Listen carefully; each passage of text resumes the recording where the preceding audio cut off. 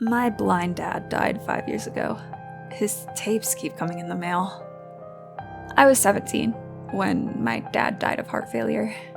I woke up that morning to the sound of my mom crying, and I knew right away what was wrong. He'd been sick for years, and his own father had died the night before in the same way. According to my mom, my dad died with a smile on his face. At least his last moments may have been happy, because he was not a happy man in life. He was grumpy and mean, and the type who always had to get his way. I still loved him, but in all honesty, I was relieved when he died. He was blind and mentally ill. He was suffering the entire time I knew him. He smoked, listened to audiobooks, and told my brother and me stories. There wasn't much else.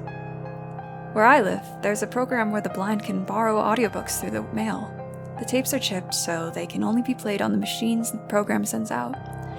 He never learned Braille, so when the tapes came in, I'd sort them so he knew which was which and read the information on the card to him. Then I'd send the old tapes back. All I had to do was turn the information card on the case over, bundle them with a rubber band, and stick them in the mailbox. The day after my dad passed, a bundle of tapes came in the mail. They were all his favorite authors. I don't know why I kept them for as long as I did, but a month after they came, I turned the card over and sent them back with a note that the man they were for was deceased. No more tapes came to that house, and no one asked for the player back. Even when things with my family went downhill and I was moving every few months trying to get stable, I held on to that machine. I got the first tape 2 years ago, just days after moving into the home I'm currently renting. It took a while to get on my feet, but I was finally living on my own with a stable job and a cheap little moped to get around town on.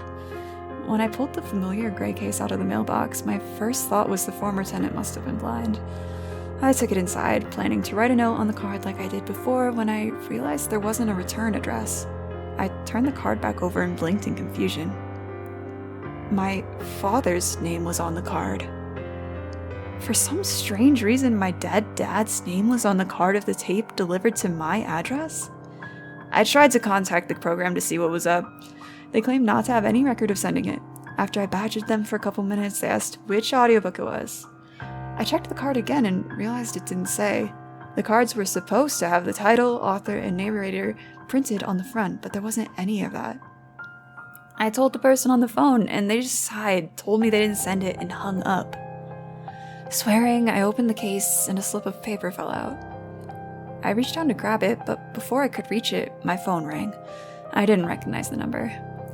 The call was from a hospital, a few states away. My mother had been traveling with a carnival when she suffered a stroke. My older brother was MIA and wanted nothing to do with her, so the next few months were full between taking care of my mother and trying to stay afloat financially. I forgot about the tape until 6 months later, when another came.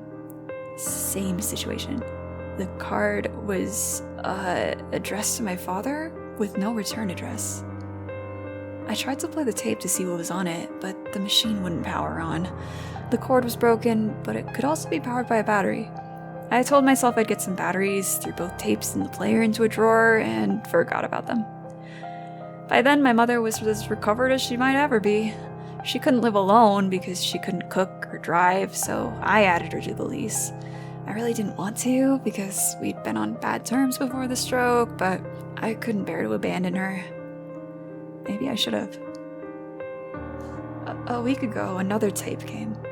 I showed her the case, but she had no idea what it was.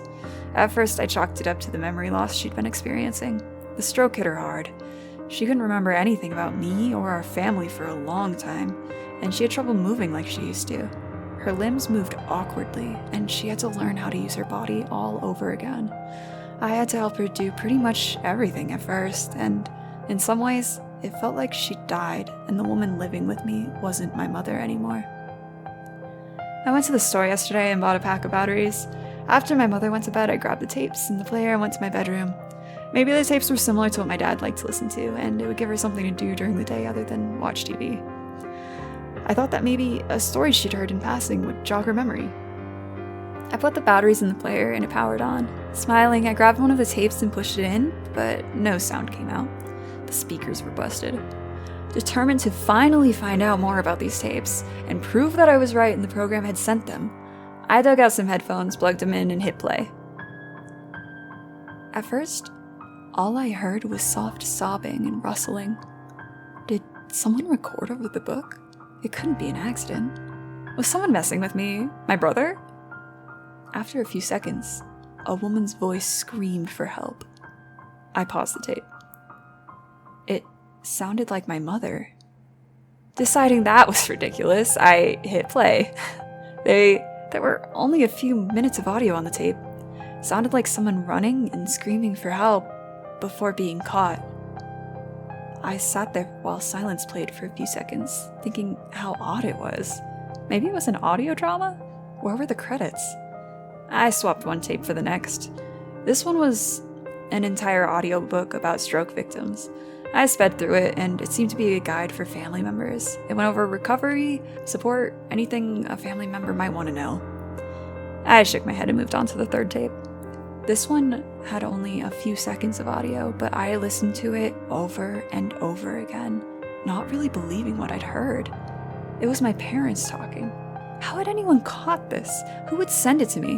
Why go through the trouble of putting it on one of those specialty tapes? It must have been recorded during one of those nights where they'd sit and talk about life. My mother asked, "Do you remember what color my eyes are?" My father replied, "Of course I do. My favorite shade of blue." It didn't make any sense. I knew it would bother me my whole life, but at the end of the night, I shoved the tapes and player into the back of the closet. I didn't plan to ever dig them out again. If any more tapes came, I'd throw them back there with the rest without listening to them. This morning, I got up early. I couldn't get back to sleep, so I decided to clean the kitchen. I happened to knock a sauce bottle behind the fridge. Groaning, I pushed it forward a few inches and knelt to look for the bottle.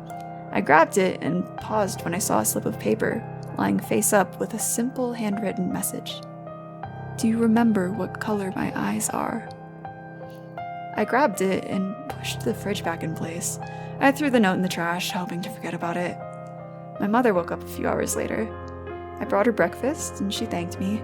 Her hand still shook as she lifted the spoon to her mouth.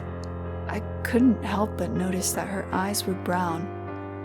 She's been watching TV in the living room. I told her I needed some documents for tax paperwork and looked through file folders and wallets for old IDs, a birth certificate, anything with eye color. I want to believe I'm being silly, but there's just no way the woman I've been living with and caring for isn't my mother. But every single document says blue.